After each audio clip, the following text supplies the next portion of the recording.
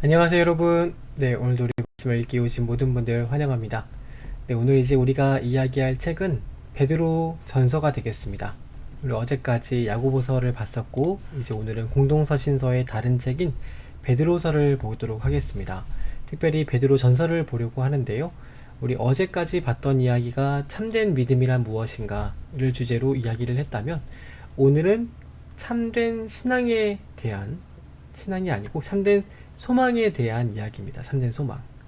그래서 베드로가 남긴 마지막 그 신학 중에서 우리가 진실로 붙잡을 만한, 또 희미해지거나 사라지거나 또 쇠하거나 없어지지 않을 영원한 소망이란 무엇인가, 이런 이야기를 하고 있는데요.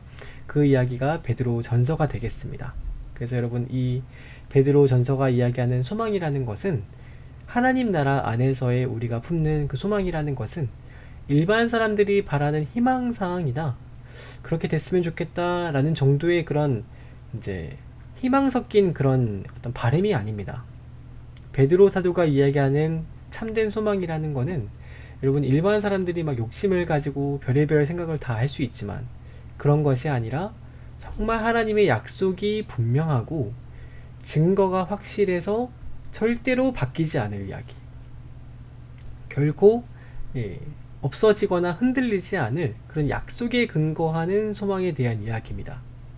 그래서 그런 소망을 우리가 붙잡아야, 그런 소망을 붙잡아야 우리도 흔들리지 않고, 또 우리가 살아가는 세상에서 어떤 어려움을 겪는다 하더라도, 어떤 어려움을 당한다 하더라도 그 진실된 소망이 결국에 우리로 승리케 한다, 이제 이런 얘기를 하는 거거든요. 그래서 여러분, 베드로 사도가 그리스도인이 진실한 참 소망을 붙잡아야 된다라고 얘기를 하면서 그 편지를 쓰시는데, 그때 이제 베드로 사도와 함께 있던 분들이 두 분이 계시는데요. 첫 번째는 실루아노라고 하는 신라입니다. 여러분, 이 실루아노라고 하는 신라가 잘 아시는 것처럼 바울의 2차 전도 여행 때 바나바는 마가를 데리고 구브로로 키프로스로 갔고, 또 바울은 실루아노라고 하는 신라를 데리고 위에 내륙 지방으로 길리기아 다소로 이렇게 이동을 해서 갔잖아요. 그때 바울과 함께 전도여행을 함께 떠났던, 동행했던 분입니다. 근데 그분이 지금 이제 베드로 사도가 이 편지를 쓰실 때쯤 됐을 때는요, 베드로의 통역관으로, 그래서 베드로가 아무래도 유대인이었기 때문에 헬라어가 조금 익숙하지 않았는데 그 헬라어로 통역을 해주는 수행원으로 함께 있습니다. 뿐만 아니라 이 마가라고 하는 분도요, 바나바와 어떻게 헤어졌는지는 우리가 아는 길이 없지만 후대에 사도 베드로와 함께 사역을 하면서 베드로가 이 마가는 나의 아들과도 같은 자다, 이런 얘기를 자주 할 정도로 정말 이 베드로의 그 신학을 물려받는 그런 제자, 후계자가 됩니다. 그래서 여러분, 마가 요한이 원래 젊었을 때는 바울에게 실수를 해서 호되게 책망을 당하기도 하고, 또 바울이 함께 전도여행을 절대 가지 말아야 될 사람이라고 지목을 하기도 했잖아요.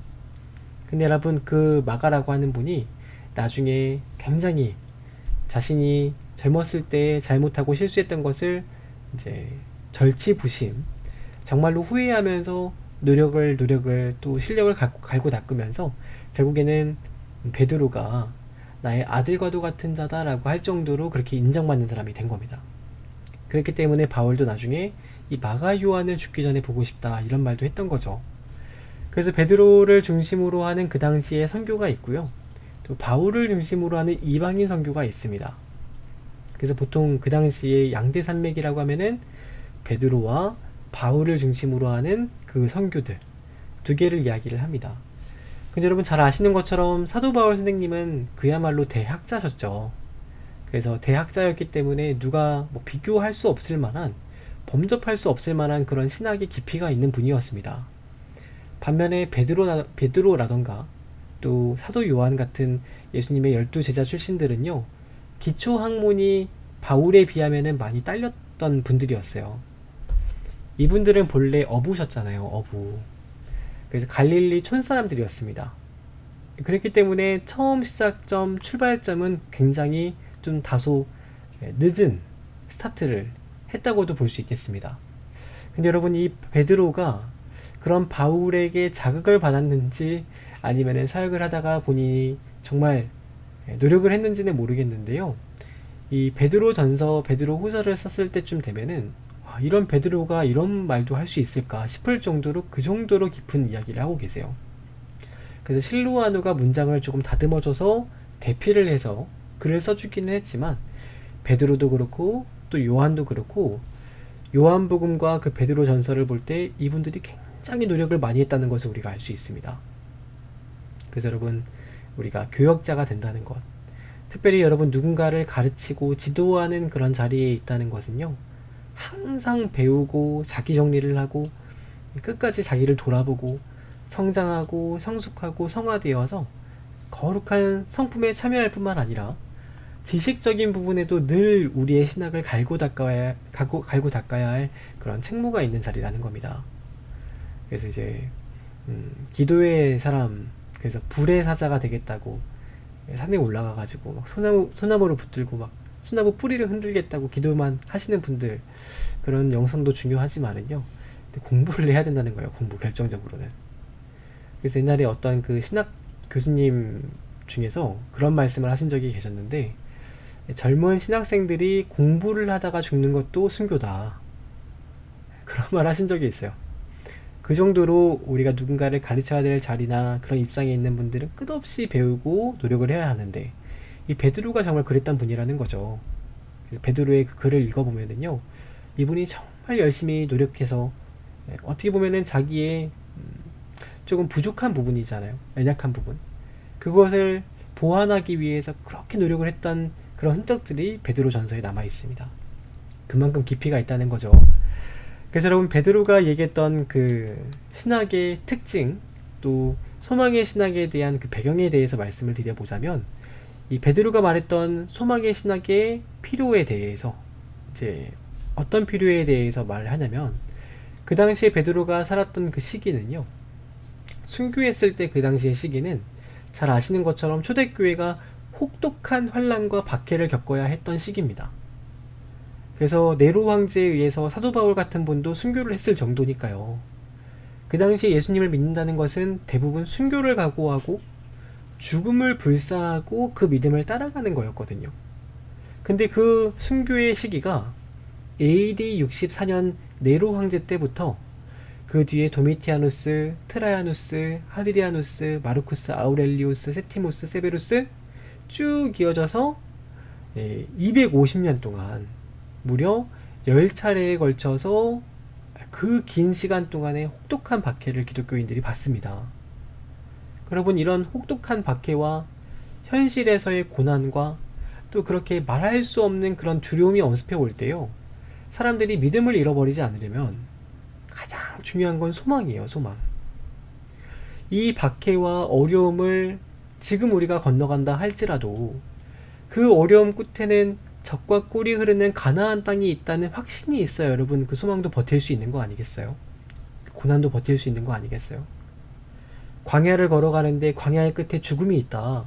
그럼 누가 광야를 걸어가겠습니까, 여러분? 그렇지 않고 분명하게 하나님께서 약속하신 젖과 꿀이 흐르는 가나안 땅이 우리를 위해 준비되어 있다. 이런 분명한 소망이 있기 때문에 그 어려운 광야 같은 시간도 박해와 핍박과 그 수많은 환난과 심지어 순교라 할지라도 그 길을 걸어갈 수 있게 되는 겁니다.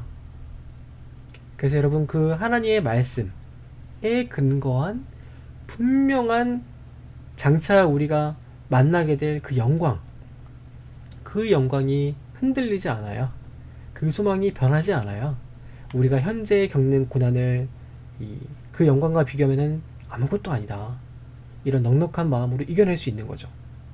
그래서 현재 고난은 장차 우리에게 나타날 영광과 좋게 비교할 수 없도다. 이 정도 소망이 있으니까 여러분, 바울도 순교를 하신 겁니다. 네, 여러분, 그래서 바울도 그런 고백을 하시잖아요. 고난은 우리에게 나타날 그 영광, 바울이 봤던 삼층천의 그 영광, 그 좋게 비교할 수 있는 것이 아니다. 이 고난은 잠시 잠깐이다. 더 큰 영광과 하나님의 그 우리를 향한 의의 면류관이 준비되어 있다. 그래서 여러분, 그 소망을 가져야 된다. 바울이 아니죠, 베드로가 이야기를 합니다. 그래서 여러분, 소망이라는 건 결국에 미래에 대한 믿음이죠. 현재를 살아가고 있는 우리가 아직 도착하지 않은 미래가 분명하게 이루어질 것이라고 믿는 것. 현재를 살아가면서 미래를 확신하는 것. 그래서 그 미래에 대한 믿음이 있다는 것이 바로 소망입니다. 그래서 소망이라는 건 여러분 결국에 믿음과 함께 갈 수밖에 없죠. 소망이라는 것은 반드시 하나님이 약속하신 것이 이루어질 거라고 믿는 믿음에 근거합니다. 그렇기 때문에 참된 믿음은 참된 소망을 일으키고, 그 참된 소망이 있는 사람은 현재를 참된 사랑으로 실천하면서 살 수밖에 없습니다. 그래서 성경이 이야기하기를 믿음과 소망과 사랑은 항상 함께 있을 것이다. 함께 있을 것이다. 이런 얘기를 하는 것이죠. 그래서 오늘은 그 참된 소망은 어떤 소망이기에 그 환난과 고난도 견디게 하는가, 그 이야기를 베드로가 이야기했던 참된 소망에 대해서 좀 살펴보도록 하겠습니다. 첫 번째는요, 우리가 꿈꾸는, 우리가 바라고 믿는 그 소망은요, 미래에 이루어질 그 일은 희망사항 정도가 아닙니다. 그렇게 됐으면 좋겠다. 그렇게 좀 됐으면 좋겠어. 이런 바람이 아니고요, 반드시 되는 일이에요. 반드시 되는 일. 그러니까 이루어질 거라는 보장이 확실한 겁니다.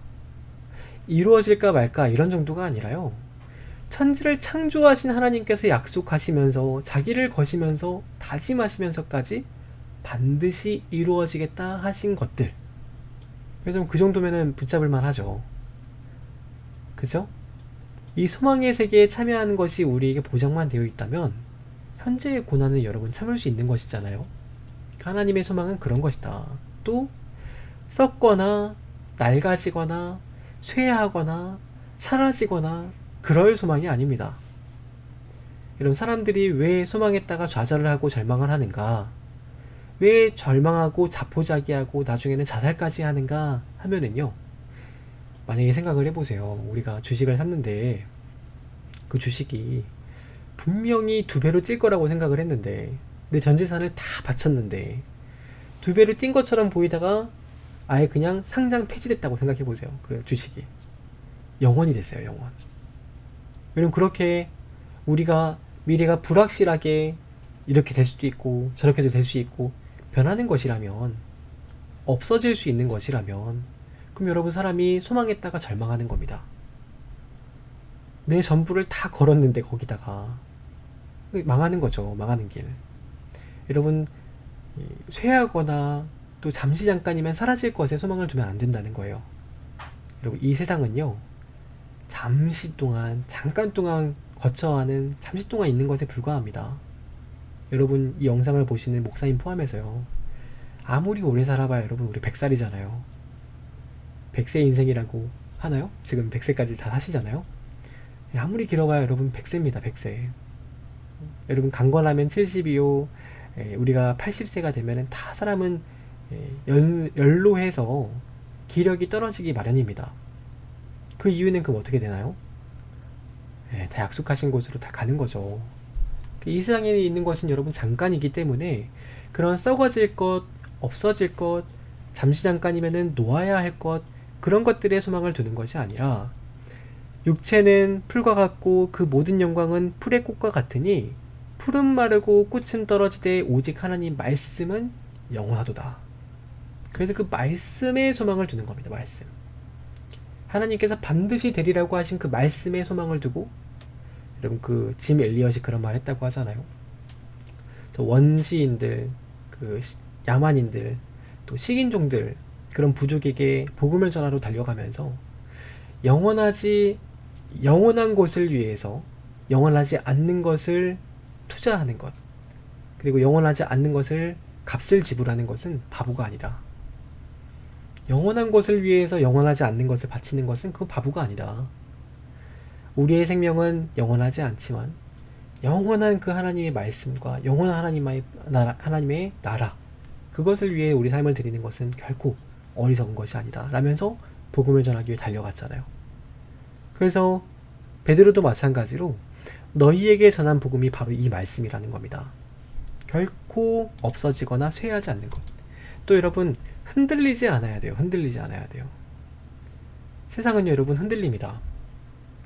어제도 환율이 왔다 갔다 하고, 내일은 또 이 관세가 어떻게 바뀔지 모르고, 내일은 또 중국에서 어떤 일이 터질지 모르고, 사회는 어떻게 될지 모르고, 정치는 또 불안하고, 항상 다투니까 누가 힘을 잡을지 모르고, 그리고 늘 세상은 불안하고, 내일의 내 사업이 어떻게 될지 모르고, 내일의 내 그 형편이 어떻게 될지 모르고, 전혀 모르기 때문에 늘 불안하잖아요. 근데 여러분, 그것만 바라보고 있으면, 거기에만 목을 메고 있으면은요, 우리의 마음이 늘 불안한 겁니다. 근데 거기에 목매이는 것이 아니라, 세상은 이렇게 바뀌기도 하고 저렇게 바뀌기도 하지만, 우리의 영혼의 닻을 영원한 하나님의 그 약속에 붙들어서, 하나님의 약속과 하나님 나라는 흔들리지 않잖아요. 그러니까 어떤 상황이 있다 하더라도, 이 세상이 잠깐만 흔들린다 하더라도, 우리는 그 영원한 하나님 나라의 말씀에 붙들려서 흔들리지 않는. 그래, 그럴 수도 있는 거지. 그럴 수도 있는 거야. 우리는 영원한 흔들리지 않는 하나님의 나라가 우리를 위해 보장되어 있어. 그 정도 믿음은 있어요, 여러분. 고난을 이기는 겁니다. 여러분, 기독교가 언제 소망이 사라지느냐? 언제 기독교가 절망하느냐? 잡지 말아야 할 것을 잡을 때 기독교는 흔들립니다. 소망하지 말아야 할 것, 이 세상의 풍조들, 이 세상에 보기 좋다고 하는 것들, 그런 것들 여러분 붙잡는 순간 기독교는 소망이 흔들리기 시작하는 거예요. 그게 다 대부분 뭐냐? 이생의 자랑이요, 안목의 정욕이요, 우리 눈에 보이는, 눈에 보기 좋게 보이는 이 땅에서의 그 자랑들. 그건 여러분 이따가도 없어지는 신기루와 같은 거잖아요. 그러니까 그런 거 소망 두지 마시라는 겁니다. 사람의 평가에 흔들리지 마시고, 하나님의 여러분을 향하신 그 마음의 중심을 보시고 잘했다 칭찬하시는 그 하나님 말씀을 붙들고 흔들리지 마시라. 요동치 마시자. 그 말씀이죠. 또 영원한 가치가 있는 것. 그래서 죽어서 끝나는 것이 아니라 죽음 너머에서까지 이어지는 것. 여러분, 진시황은 죽지 않기를 그렇게 바랬다잖아요. 진시황은요, 죽음이 두려웠다고 합니다. 이 세상에 있는 모든 것을 다 가진 사람도요, 여러분, 그 영원하지 않는 것을 붙잡고 있으니까 그렇게 두려웠다는 거예요. 근데 여러분, 죽음 너머에서까지 이어지는 그 말씀을 붙잡으면은 두려울 게 뭐가 있겠어요. 사도 바울처럼 순교의 잔을 마시는 그 순간에도, 보라, 우리에게 고난의 하나님의 영광의 그 잔이 우리에게 왔구나, 우리가 함께 그 축배를 즐기자, 담담하게 마시면서 순교의 길을 걸어갈 수 있는 거 아니겠어요? 그렇게 할 수 있었던 것은 내가 겪는 이 죽음이라고 하는 현상 너머에 영원한 하나님의 약속의 나라가 펼쳐질 것을 소망하고 확신하기 때문에, 당연한 일이기 때문에. 그래서 여러분, 그 당시에 바울처럼 12명의 사도들이 다 순교를 했고, 교회의 지도자로서 초대교회 교부들은, 이그나티우스, 폴리캅, 모든 그 교부들은요, 다 체포되어서 처형당했습니다. 순교했어요. 그러나 그 순교가 오히려 아름다운 열매를 맺어서 의연한 그런 사람들의 모습과 소망의 모습을 보면서, 오히려 세상이 그 소망을 바라보면서 우리도 저런 소망을 품자 하고 로마가 뒤집어진 겁니다. 이런 사람들은 여러분, 세상이 감당하지 못해요. 세상이 감당하지 못한다. 죽음 너머에 있는 부활과 영생의 복락에 대한 확신과 소망, 그게 없으면 여러분, 사람들이 흔들리겠죠. 그 영원한 가치가 있는 소망을 붙잡아라. 뿐만 아니라 5번째는 환난과 핍박을 이기게 하는 소망. 그래서 베드로전서 1장 20절에 보면은요, 죄가 있어 매를 맞고 참으면 무슨 칭찬이 있으리요. 그러나 선을 행함으로 고난을 받고 참으면 하나님 앞에서 아름다운 것이다. 이를 위하여 너희가 부르심을 받았으니 그리스도도 너희를 위하여 고난을 받으사 너희에게 본을 끼쳐 그 자취를 따라오게 하려 하셨느니라 라고 이야기를 합니다. 베드로가 한 말을 요약해 보자면요, 우리 그리스도인들은 선한 일을 하고 얻어맞기 위해서 선택함을 받은 사람들, 좋은 일을 하고도 욕먹기로 선택된 사람들이 바로 기독교인들이고, 우리 기독교인들은 상은 천국에서 받고 이 땅에서는 늘 욕을 먹기로 결정된 사람들이라는 겁니다. 그랬기 때문에 바울도 공회 앞에 가서 그 종교 지도자들 앞에서 그렇게 얻어맞으면서도 기쁨이 충만해서 떠났다라는 표현이 있잖아요. 베드로는 여러분, 맞을 때 더 기뻐했습니다. 맞으면은요, 내 하늘의 상급이 크겠다 여기면서 더 기뻐하고 돌아가니까 여러분 세상 사람들이요 베드로 어떻게 할 수가 없었어요. 욕을 해도 기뻐하고 또 가둬가지고 때려도 기뻐하고 막 그러니까 좋은 일을 하고 욕먹었다고 오히려 기뻐해 버리니까 고난당한 걸 기뻐해 버리니까 이 사람들이요 감당이 안 됩니다. 여러분 그 초대교회의 그 어르신들이 걸어갔던 흔적들 그게 여러분 결국에는 우리 지금의 이 믿음이 이어져 오게 한 반석이 됐는데 중요한 건 여러분 우리가 이제 그 정신들을 많이 잊어버렸다는 거죠. 오히려 잘 먹고 잘 사니까 오히려 우리가 아주 부유한 풍요의 시대를 살다 보니까 그런 원초적인 복음의 정수와 같은 정신을 많이 상실해 버렸습니다. 참 아쉬운 그런 대목이죠. 그래서 우리는 항상 좋은 일을 하고 욕을 먹기 위해서 선택된 자들이다. 여러분 그 정도의 그 마음의 여유와 그 정도의 그 마음의 어떻게 보면은 의연함이 있어야 세상에 흔들려도 불안해하지 않겠죠. 또 6번째는 세상과 구별되는 소망. 그래서 세상의 가치들 또 세상의 욕심과 또 육체의 쾌락과 자기의 이익과 그런 것들과는 구별되는 소망.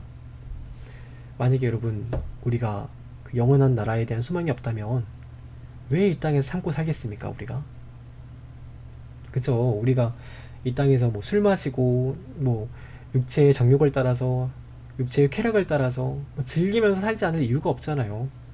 이 땅에서 죽음이 끝이라면 그 이후에 영생이 없다면 그럼 이 땅에서 그냥 마음대로 살 겁니다. 한 번 사는 인생 후회 없이 살아봐야 되지 않겠어요? 근데 그렇지 않다는 겁니다. 한 번 사는 것은 우리가 다 똑같이 주어지는 것인데 그 삶 이후에는 심판이 있고 그 심판 이후에는 더 큰 하나님의 영원한 나라가 있기 때문에 한번 그 죽는 것은 정한 것이요 이후에는 심판이 있으리라 하나님 말씀하시잖아요. 그렇기 때문에 여러분 그 말씀을 믿기 때문에 소망을 붙들기 때문에 우리가 구별되게 살아갈 수 있는 거죠. 마지막으로 사람들에게 설명할 수 있는 소망. 그래서 여러분 떳떳해야 돼요. 예수님 믿는 분들은요 떳떳해야 됩니다. 예수님께서 하시는 말씀이 세상을 살아가면서 너희가 나를 부끄럽게 여기거든 나도 너희를 부끄럽게 여기겠다. 우리가 여러분 부끄러울 게 뭐가 있습니까? 그렇잖아요. 세상을 살아가는데 우리보다 더 큰 소망을 가지신 분들이 세상에 있나요? 목사님은 없는 것 같아요. 목사님은 네로 황제라 할지라도 저 미국의 트럼프 대통령이라 할지라도요 목사님 자신있게 목사님이 가진 소망에 대해서 이야기할 수 있습니다. 떳떳해요. 분명한 확신이 있는 반드시 될 거라고 이루어질 거라고 하는 약속하신 소망이잖아요. 근데 그런 소망을 가진 사람들이 뭐가 아쉬워서 사람들에게 부끄럽게 그렇게 하냐는 겁니다. 떳떳하게 설명할 수 있는 우리가 믿는 예수 그리스도의 그 소망에 대해서 우리가 순교의 길을 걸어가는 그 마음의 자세에 대해서 당당하게 설명할 수 있는 그런 소망을 붙들어야 됩니다. 그러니까 여러분 그런 소망을 갖지 못한 분들은요 250년 동안 10차례에 걸쳐서 로마가 대박해를 이어갈 때 다 날아갔습니다. 그 대박해 속에서 가짜 소망을 가진 사람들 가짜 믿음을 가진 사람들은 다 없어져 버렸다는 거예요. 그래서 환란이 여러분 즐거운 건 아니었지만 오히려 그 환란 때문에 교회는 더 순수해졌고 더 순결해졌고 더 선결하게 되는 나름의 의미가 있었습니다. 거기서 살아남았던 교회들이 우리 1차, 2차, 3차 공의회를 하면서 공의회를 거치면서 그 기독교 교리를 확정했기 때문에 그렇기 때문에 여러분 그 교리를 지금도 우리가 인정을 하는 거죠. 분명한 소망을 가진 사람들만 살아남습니다. 그래서 여러분 지금도 마찬가지죠. 우리가 지금은 좀 그런 분위기가 많이 없는 것 같아요. 근데 한창 기독교가 성장할 때는요 교회 가면 잘 된다 복 준다 그런 얘기를 듣고 교회에 그저 정말 구름처럼 몰려왔습니다. 많은 사람이 몰려와서 예수 그리스도 믿으면 잘 된다더라 조금 장사에 도움이 된다더라 그 사람들의 모임 속에서 뭔가 또 이렇게 좀 커넥션을 만들어 가지고 이익을 보려고 하는 굿이나 보고 떡이나 먹으려고 하는 그런 사람들이 구름같이 몰려왔습니다. 근데 여러분 보세요. 코로나가 2년 동안 대한민국과 세계를 휩쓸었을 때 우리 교회가 어떻게 됐나요? 지금 진짜 소망을 가지지 않는 분들은 다 떠나갔죠. 여러분 나중엔 더 할 겁니다. 예수님 오시기 전에는요, 순교까지도 해야 되는 그런 상황이 올 수도 있어요. 그럴 때 그런 고난과 핍박과 환난과 어려움을 이기게 하는 것은 결국 여러분 진정한 소망입니다. 참 소망. 약속하신 것이 반드시 이루어질 거라고 믿는 믿음. 그래서 여러분 그 소망을 붙잡으시고 26년도도 어떤 한 해를 보낼지 우리는 짐작하지 못하죠. 알지 못합니다. 그러나 우리가 어떤 길을 걸어갈지 알지 못한다 하더라도 임마누엘의 은혜로 내가 너와 함께하겠다 말씀하신 그 약속을 붙잡고 고난 중에도 나를 인도하신다는 그 말씀이 반드시 이루어질 거라는 것을 믿고 흔들리지 말고 주의 길을 걸어가시는 한 해가 되시길 축복합니다. 네, 그래서 여러분 이 베드로전서는 이렇게까지 좀 정리를 하도록 하죠. 한 번씩 읽어보시면 좋을 것 같아요. 우리 소망이 진실한 소망을 가지고 있는가 잘 정리해 보시면 좋겠습니다. 내일은 우리가 또 마지막이기도 하죠. 세 번째 살펴보아야 할 정신은 사랑입니다. 사랑. 진실된 사랑은 우리는 가지고 있는가, 그 이야기를 요한 1서를 통해서 좀 보도록 하겠습니다. 여러분 오늘은 여기까지 읽겠습니다. 오늘 하루도 고생 많으셨고 평안한 밤 되시길 바랍니다. 목사님은 내일 시간에 또 같이 말씀 보도록 할게요. 여러분 안녕히 주무시고 내일 뵙겠습니다. 안녕.